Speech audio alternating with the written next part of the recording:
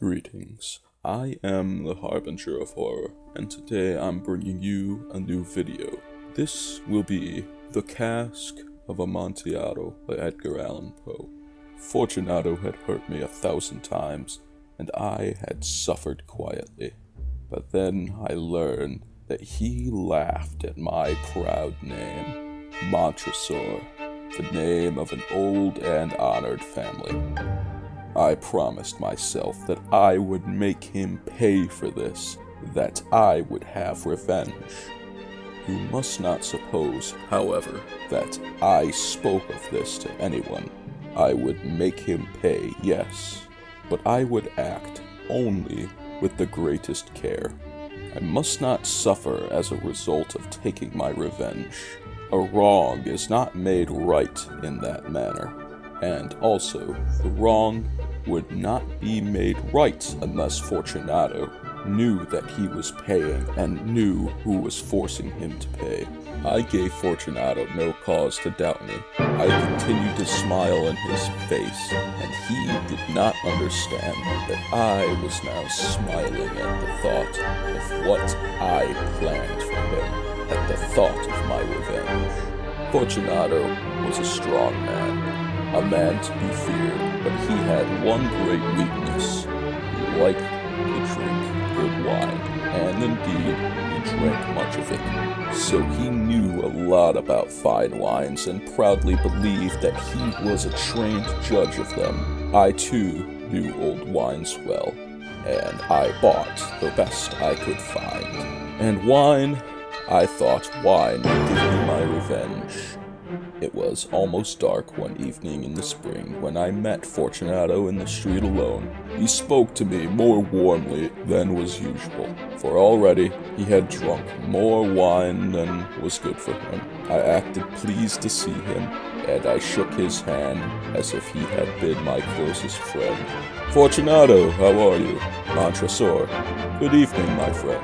"My dear Fortunato, I am indeed glad that I have met you. I was just thinking of you, for I have been tasting my new wine. I have brought a full cask of fine wine, which they tell me is Amontillado. But Amontillado? Quite impossible. I know, it does not seem possible. As I could not find you, I was just going to talk to Lutresi. If anyone understands wines, it's Lutresi. He will tell me." "Lutresi? He does not know one wine from another, but they say he knows as much about wines as you." "Ho! Come, let's go." "Go where?" "To your vaults, to taste the wine." "No, my friend, no. I can see that you are not well, and the vaults are cold and wet. I do not care. Let us go. I'm well enough. The cold is nothing. Amontillado, someone is playing games with you, and Lutresi, ha! Lutresi knows nothing about wines, nothing at all." As he spoke, Fortunato took my arm, and I allowed him to hurry me to the great stone place, where my family, the Montresors, had lived for centuries. There was no one at home. I had told the servants that they must not leave the palace, as I would not return until the following morning, and they must go for the place. This, I knew, enough to make it certain that they would all leave as soon as my back was turned. I took down from their places on the wall 2 brightly burned lights. I gave one of these to Fortunato and led him to a wide doorway. There we could see the stone steps going down into the darkness, asking him to be careful as he followed. I went down before him, down under the ground, deep under the old walls of my palace. We came finally to the bottom of the steps and stood there a moment together. The earth which formed the floor was cold and hard. We were entering the last resting place of the dead of the Montresor family. Here, too, we kept our finest wines. Here in the cool, dark, still air under the ground. Fortunato's step was not sure. Because of the wine he had been drinking, he looked uncertainly around him, trying to see through the thick darkness which pushed in around us. Here our brightly burning light seemed weaker, but our eyes soon became used to the darkness. We could see see the bones of the dead lying in large piles along the walls. The stones of the walls were wet and cold from the long rows of bottles which were lying on the floor among the bones. I chose one which contained very good wine. Since I did not have anything to open the bottle with, I struck the stone wall with it and broke off the small one. I offered the bottle to Fortunato. Here, Fortunato, drink some of this mead. It will help to keep us warm. Thank you, my friend. I drink to the dead who lie sleeping around us. And I, Fortunato, I drink to your long life. Ah, a very fine wine indeed. But the Amontillado? It's further on. But we walked on for some time. We were now under the river's bed, and water fell in drops upon us from above. Deeper into the ground we went, past still more bones. The vaults are many and large. There seems to be no end to them. We are a great family, and an old one. It is not far now, but I can see you are trembling with the cold. Come, let us go back before it's too late. It is nothing, but let us go on. But first, another drink of your Medoc. I took up from among the bones another bottle.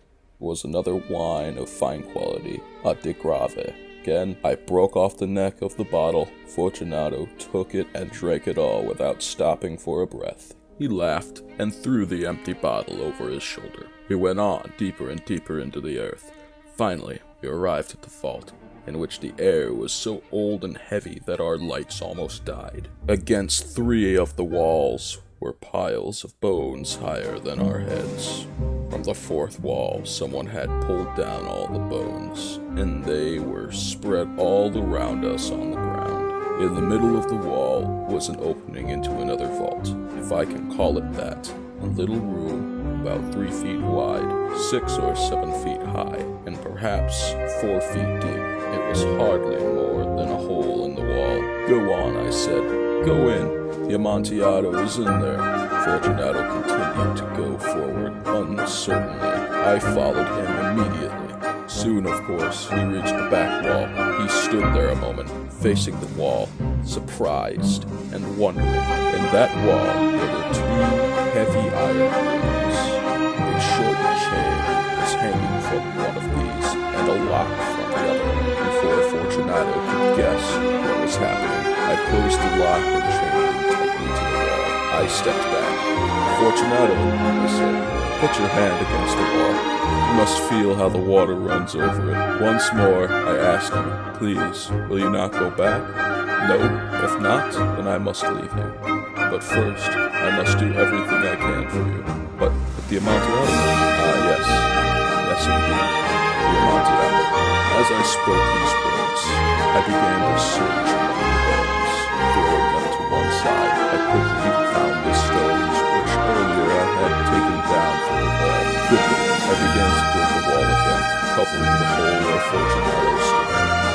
Montresor, what are you doing? I continued working. I could hear him pulling at the chain, shaking loudly. Only a few stones remained in their place. Montresor, this is a very good joke, indeed. Many times will we laugh about it. As we drink our wine, of course, as we drink the Amontillado. But is it not good? Should we not be back? Should we be expecting us? Let us go. Yes, let us go. As I said this, I lifted the last stone from the ground. Montresor, for the love of God! Yes, for the love of God, I heard no answer. Fortunato, I heard only a soft, low sound, a half cry of fear. My heart grew sick. It must have been the cold. I hurried to force that last stone into its position, and I put the old bones again in a pile against the wall for half a century now. No human hand has touched them. May he rest in peace.